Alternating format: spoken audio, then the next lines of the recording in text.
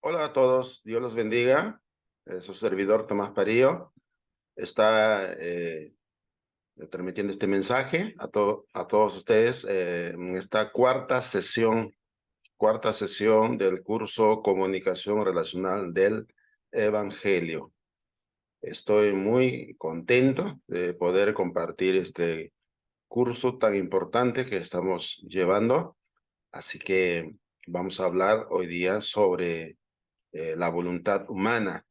Ese es el tema que nos toca hablar en esta ocasión, la voluntad humana. Dios nos ayude a conocer más y más estos cursos que estamos llevando a través del programa de formación de líderes por extensión, que es el conocido Proforle. Es un programa que nos ayuda pues a prepararnos para servir mejor al Señor, hacer mejor nuestro trabajo, enfocar correctamente. No solamente, digamos, nuestro trabajo es saber algunos versículos y leer a las personas los versículos bíblicos, sino también necesitamos conocer a las personas a quienes le hablamos la palabra de Dios. Necesitamos entenderlos, necesitamos sentir cierta empatía, conocer sus necesidades físicas, necesidades espirituales, necesidades psicológicas o necesidades emocionales. Necesitamos conocer para poder enfocar mejor la palabra de Dios. Así que no solamente en el sentido de evangelismo, porque nuestra labor educativa no solamente lo hacemos en la iglesia, es decir, nosotros somos educadores en todo momento, educamos a las personas en todas las circunstancias, educamos a la gente con el evangelio, pero es importante que nosotros entendamos cada uno de estos temas a fin de presentar mejor el Evangelio de Cristo. Muy bien, entonces en esta ocasión vamos a iniciar entonces con este curso que es importante. Hoy nos toca conociendo la mente del ser humano, que es el módulo 1. Hoy nos toca entonces hablar sobre la voluntad humana, ¿no? ¿Qué es la voluntad? Eso vamos a aprender esta oportunidad, ¿no? ¿En qué consiste eso? Muy bien, entonces cuando hablamos de la voluntad, vamos a hablar primeramente sobre la naturaleza de la voluntad, ¿no? Y esto nos lleva a preguntar, ¿no? ¿Qué es la voluntad? ¿Qué es la voluntad? Muy bien, entonces esta pregunta vamos a responder de la siguiente manera. La voluntad es aquella capacidad del ser humano de autodeterminación, de llevar a cabo aquello que la inteligencia le presenta como un bien, de hacer las cosas conscientemente. La voluntad también es aquella capacidad del ser humano, fíjense que estoy diciendo que es una capacidad del ser humano para gestionar su propio comportamiento, para decidir y elegir libremente determinadas conductas, determinadas acciones. Eso va a ser importante en este campo, pues, ¿no? Entonces, la voluntad es importante. Entonces, todos actuamos utilizando nuestra voluntad, ¿no? Y de ahí viene el uso, por ejemplo, las decisiones, cuando hablamos, por ejemplo, nuestro libre albedrío. Bueno, nos gusta hablar mucho sobre el libre albedrío, ¿no? Cuando decimos que Dios nos ha creado a nosotros como seres humanos, entonces, una de las facultades, una de las cualidades que tenemos los seres humanos es el libre albedrío, ¿no? Tenemos la capacidad de elegir lo bueno o lo malo, pues, ¿no? Y si queremos disfrutar la vida con el bien, entonces tenemos que elegir bien. Muy bien, entonces vamos a considerar que esta facultad de la mente, se menciona varias cosas aquí. Aquí mencionaremos entre la elección que tiene que ver usted o aquello que podemos rechazarlo. Entonces tiene que ver aquí con la decisión que tomemos, aceptarlo o negarlo, decir sí y decir no.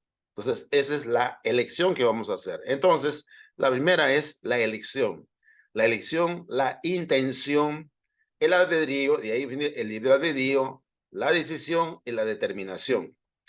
Ahora, la voluntad actúa con ciertos procesos, ¿no? Ciertos procesos que conllevan pues hacia un final que puede ser lo positivo, ¿no? Hacia el sí, o hacia la aceptación o hacia la negación, dependiendo, ¿no? Los beneficios que nos den a la cual vamos a decidirlas, pues, ¿no? Por ejemplo, el hecho de haber tomado la decisión de seguir a Cristo, es una elección que hemos hecho, una elección por Cristo. Hubo una intención, porque nuestra decisión fue intencional, nadie nos ha forzado. Y hemos tomado con nuestro libre albedrío, y hemos tenido una decisión y una determinación correcta. Así que ha habido ya en nuestras acciones eso. La Biblia, la voluntad según la Biblia en este campo. O sea, ¿qué dice la Biblia acerca de la voluntad? ¿No? ¿Habla la Biblia sobre la voluntad? Claro que sí. En la Biblia, la palabra voluntad es equivalente también a la palabra corazón. O sea, es la palabra recurrente, la palabra que se repite constantemente. Entonces, de ahí que cuando empezamos estas sesiones dijimos que la palabra mente también se utiliza la palabra corazón.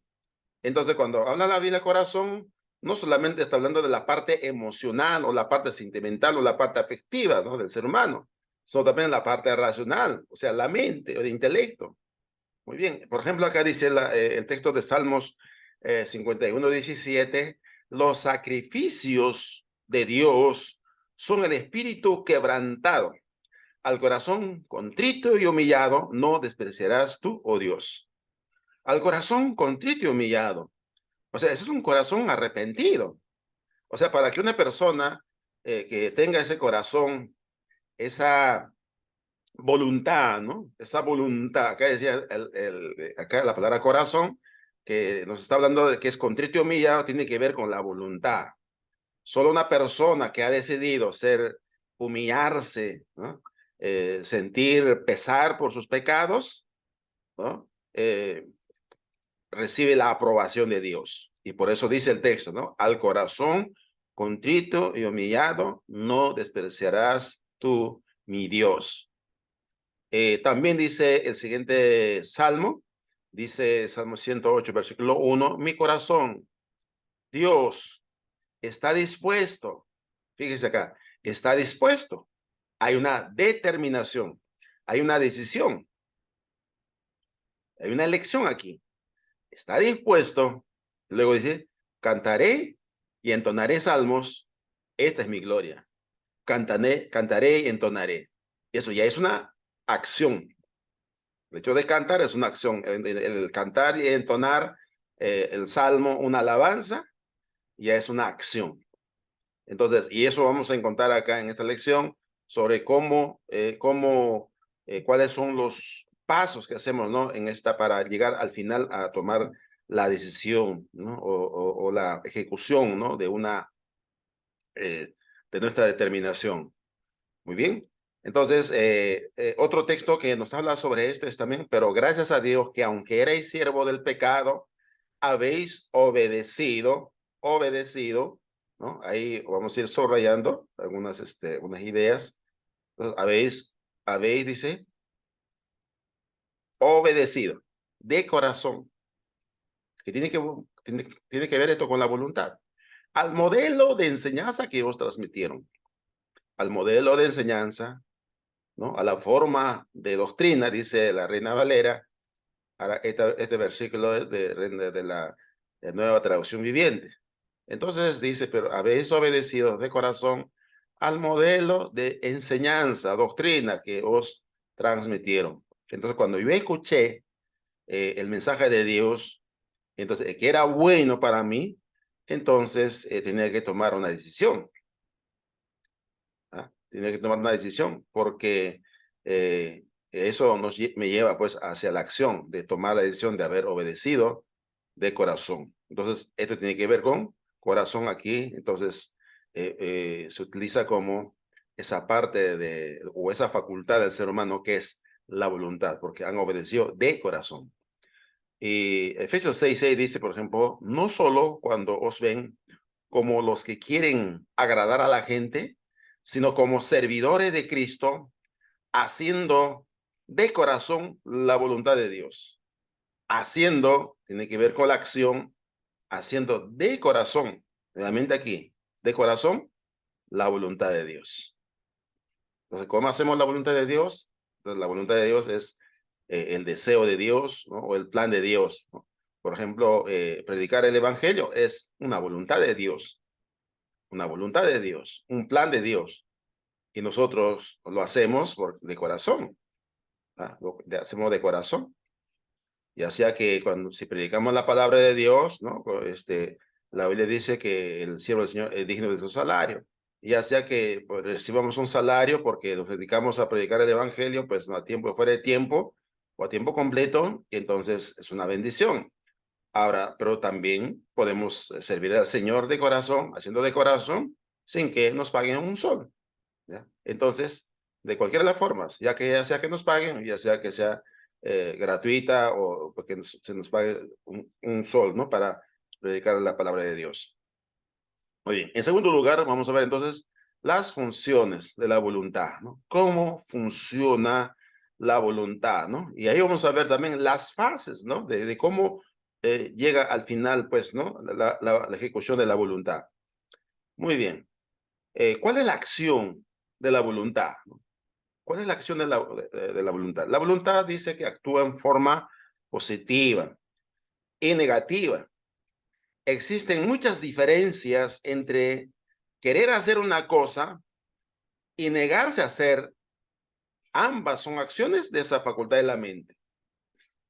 Entonces, hay una diferencia, ¿no? Enorme entre desear hacer una cosa o negarse a hacerlas. Entonces, simplemente poner un deseo de hacerlo o decir, pues, no quiero hacerlo. Los psicólogos en este campo, pues, ¿no? Porque esto tiene que ver con psicología. Los psicólogos actuales tienden a aceptar la teoría pragmática de la voluntad. O sea, consideran que la voluntad como un aspecto o cualidad de la conducta más que una facultad diferenciada, simplemente. Entonces, esto es la determinación de los psicólogos.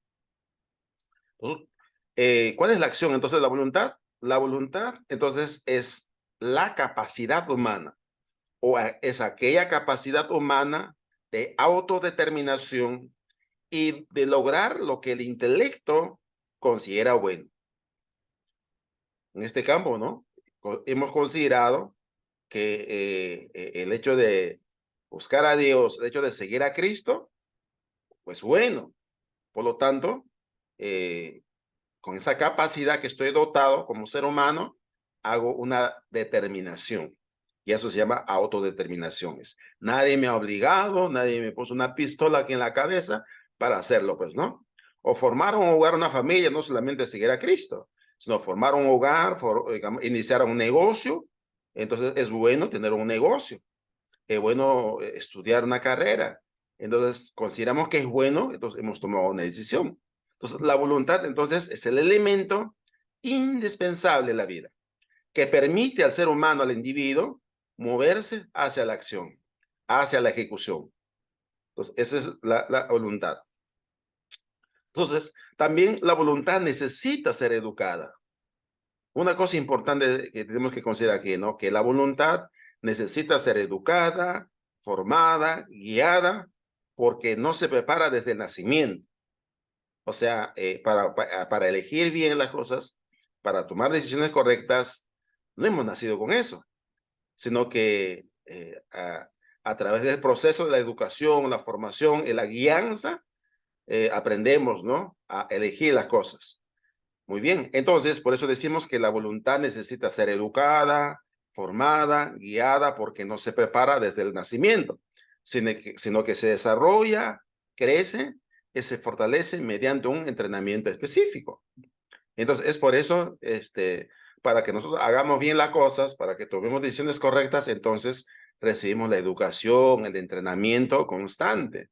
Entonces, para que una persona sepa elegir a Cristo como Salvador de su vida, como el Señor de su vida, entonces necesitamos educarle, darle educación, formarle en el conocimiento de Dios, formarle en el conocimiento del Evangelio y guiarle adecuadamente para que esta persona pueda recibir esa educación cristiana, ¿no? Una educación bíblica, como podríamos decirlo.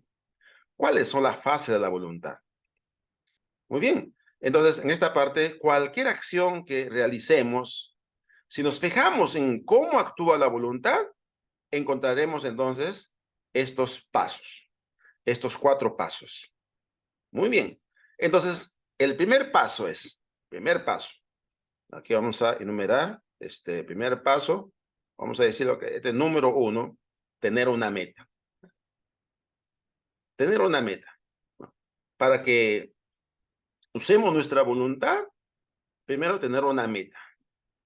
Esa meta es que lo que quiero alcanzar esto, que como ya puse algunos ejemplos, como formar un hogar, iniciar un negocio, estudiar una carrera, cualquier decisión, o empezar digamos, a hacer un plan de viaje, no lo sé, cualquier cosa que decidamos en la vida. Entonces, primero es tener una meta, ¿no?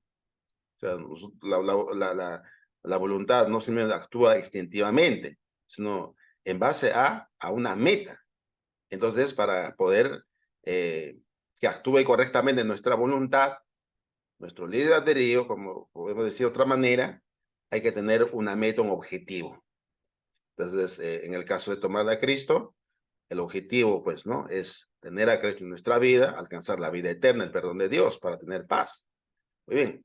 Entonces, una meta. Segundo paso, ¿no? Segundo paso, aquí sería, ¿no? Siguiendo la flechita, de liberación. De liberación. Entonces, ¿qué tiene que ver la de liberación?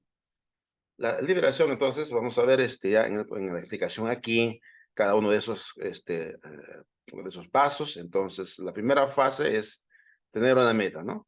Conocimiento intelectual del bien nos permite investigar, explorar bien el bien realizable en este caso. Entonces, cuando me hablan de Cristo o cuando me hablan de un negocio que tiene ventajas, o cuando me hablan, ¿no?, de tener una familia, ¿no? Y las ventajas de tener una familia, y si yo digo, pues no, yo me quedo soltero, entonces probablemente siendo soltero, pues voy a pasarlo bien por un momento de tiempo o por un tiempo, pero cuando ya esté viejo, entonces no tendré quien pueda atenderme, pues, ¿no? Entonces, los solterones, pues tienden a tener dificultades en la vida.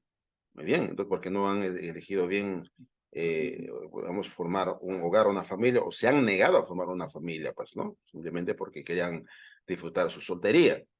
Entonces, aquí, primera fase es tener una meta, ¿no? Conocimiento intelectual del bien, ¿no? Esto es bueno, entonces yo quiero alcanzar esto. Y luego nos va a permitir investigar, explorar el bien, ¿no? Y eso nos lleva a la segunda fase. La segunda fase es deliberación. Nos permite entonces reconocer en esta parte, voy a deliberar, voy a analizar los pros y los contras, las opciones, que sí pudimos generar a través del conocimiento. Entonces ya tengo la idea, ¿no? Entonces, de tomar la decisión de Cristo, familia, hogar, cualquiera. Entonces, tengo los pros y los contras, las ventajas y las desventajas, ¿no? Entonces, las ventajas son mayores, entonces esto es bueno para mí. Si las desventajas son mayores, entonces digo que esto no me conviene, ¿no? Porque voy a perder. Entonces, hacemos una deliberación antes de digamos, llegar a la acción, ¿no? Y la tercera es la decisión. Después de haber analizado los pros y los contras de cualquier acción que voy a tomar, entonces dije, ejemplo como familia, negocio, estudio, la decisión de seguir a Cristo, la decisión de servir a Cristo, de ser un misionero, un predicador, un maestro de la Biblia, o simplemente ser un pastor de la iglesia, un diácono o maestra de la iglesia en caso de mujeres. Entonces, eh, después de haber una deliberación, ahora a tomar una decisión. ¿Lo hago o no lo hago? Entonces, esa es la decisión. Este es el paso decisivo. Entonces, se refiere a una deliberación positiva, es decir, a una toma de decisiones y a partir de las opciones generadas a través de la fase anterior. Muy bien, los pros y los contras que hemos analizado. Entonces, llego a la cuarta fase. La cuarta fase es la ejecución, la acción. Es un efecto de la decisión realizado por la facultad correspondiente, por la facultad de mi mente. Entonces he tomado una decisión y ahora voy a la acción. Si no soy cristiano todavía, entonces lo primero que he oído sobre el evangelio, he escuchado, tengo conocimiento de Cristo. Entonces la meta va a ser alcanzar el perdón de Dios. La meta va a ser recibir a Cristo en mi corazón. La meta va a ser no ser como Cristo. Entonces, y luego hago una deliberación, los pros y los contras, ¿no? ¿Cuáles son las ventajas que me ofrece tener a Cristo en mi vida? ¿O cuáles son las ventajas que me ofrece, pues, tener a Cristo en mi vida? Entonces, digo, pues, ¿no? Depende de las ventajas, porque ya no voy a ir a una fiesta, ya no me voy a emborrachar, entonces, pero eso son cosas malas, ¿no? Entonces, por lo tanto, digo, ¿no? Entonces, mejor decido seguir a Cristo, ¿no? Porque las ventajas son mejores. Entonces, tomo una decisión y luego voy a la acción, me bautizo, me arrepiento, creo en Jesús, me bautizo, sirvo a Cristo. Bien, entonces esa es la cuarta fase, la acción. Entonces, ¿cuáles son las fases de la acción que estamos viendo? Entonces, aquí sería en realidad, ¿no? Ya no son las fases aquí, aquí está mal, aquí serían obstáculos, ¿no? Esta palabra, obstáculos. ¿Cuáles son los obstáculos de la voluntad? Después de hablar de las fases, ¿no? De la voluntad, ahora vamos a considerar lo que son los obstáculos de la voluntad. La voluntad también tiene obstáculos, ¿no? Entonces, los obstáculos se presentan cuando el individuo no responde a las informaciones de la mente. ¿Cuáles pueden ser, las cuales pueden ser de la siguiente manera, ¿no?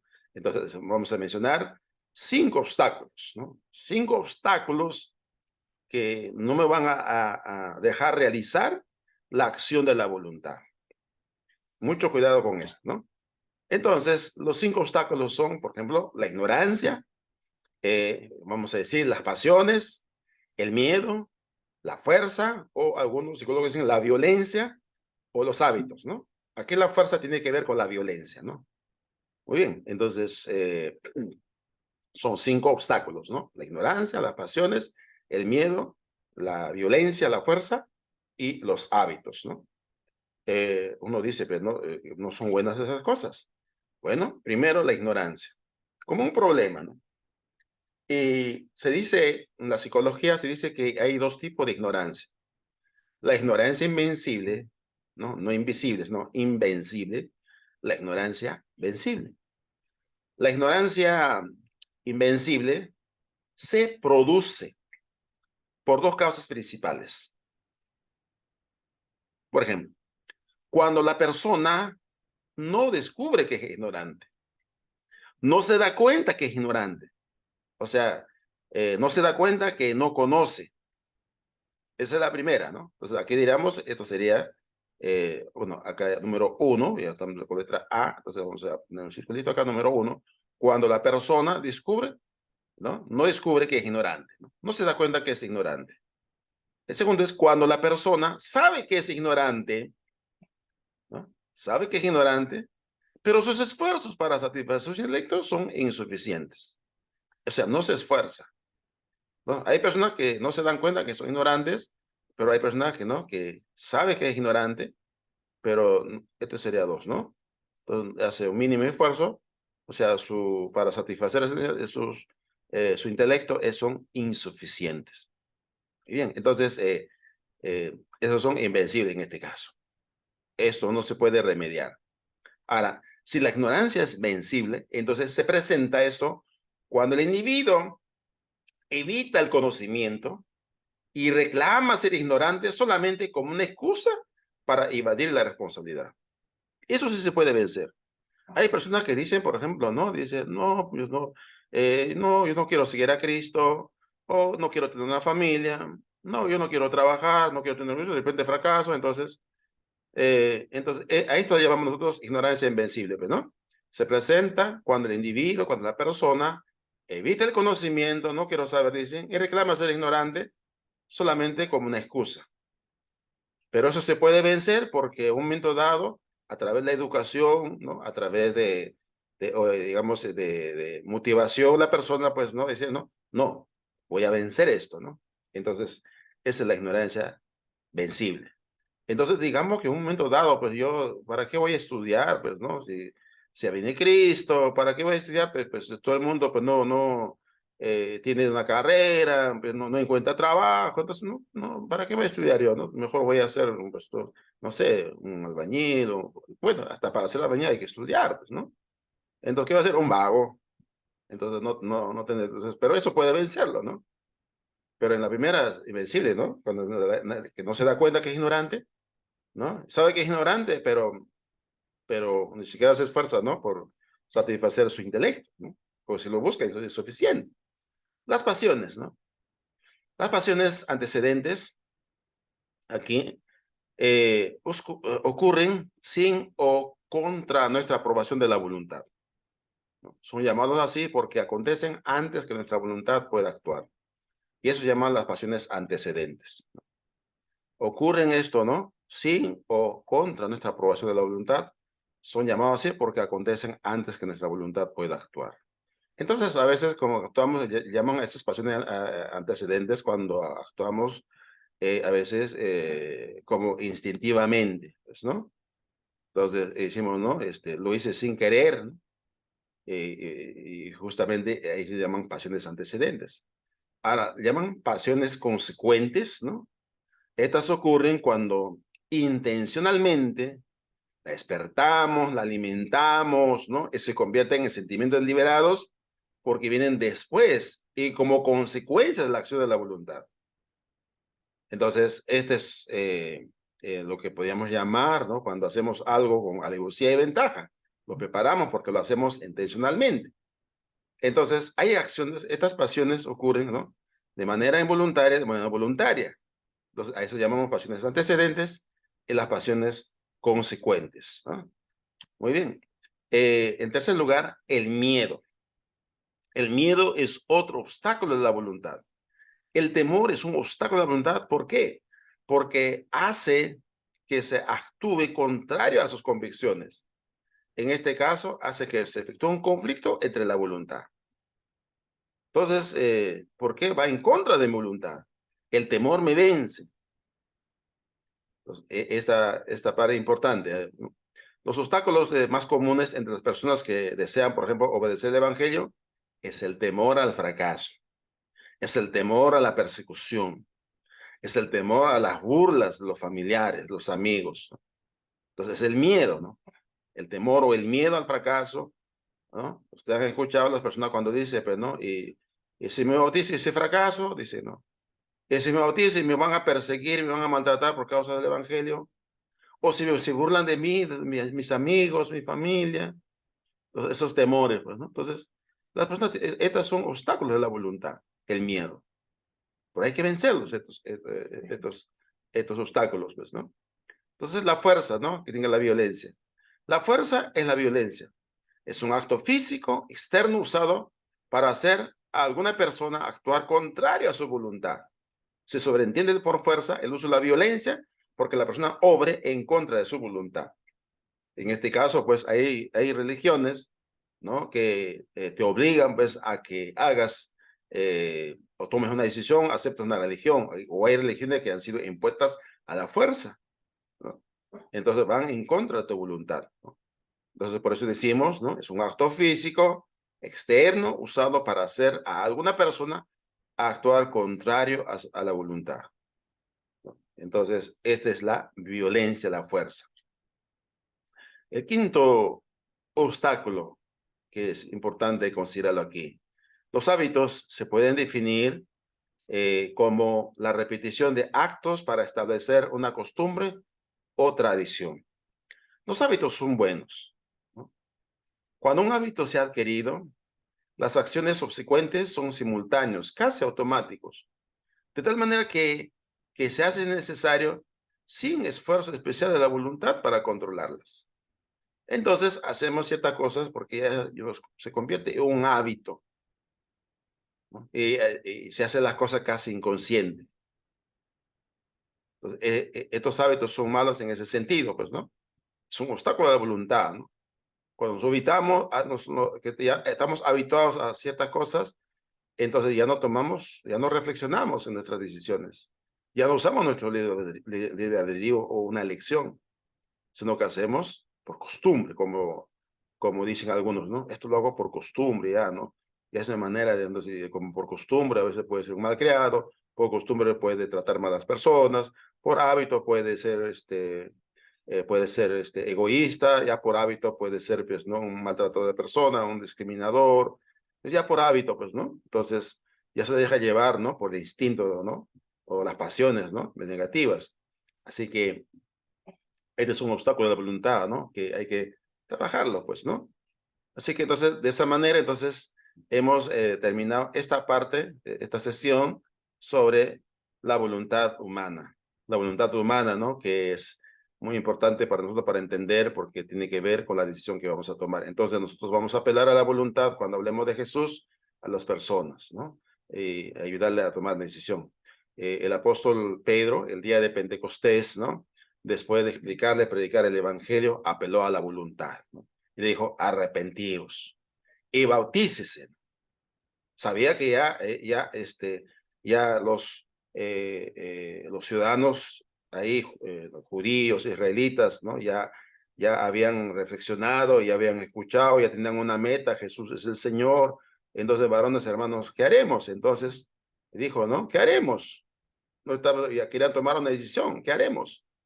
Entonces, simplemente el apóstol Pedro les invita a la acción. Arrepiéntanse y bautícense para el perdón de sus pecados. Hace la acción. Ya no tiene que apelar a que busquen la meta, ya no tiene que apelar pues a que hagan una deliberación y ni siquiera decir, tomen una decisión, ¿no? Simplemente ya los presentó. Ustedes crucificaron a Jesús. Entonces ya había ayudado a ellos, ¿no?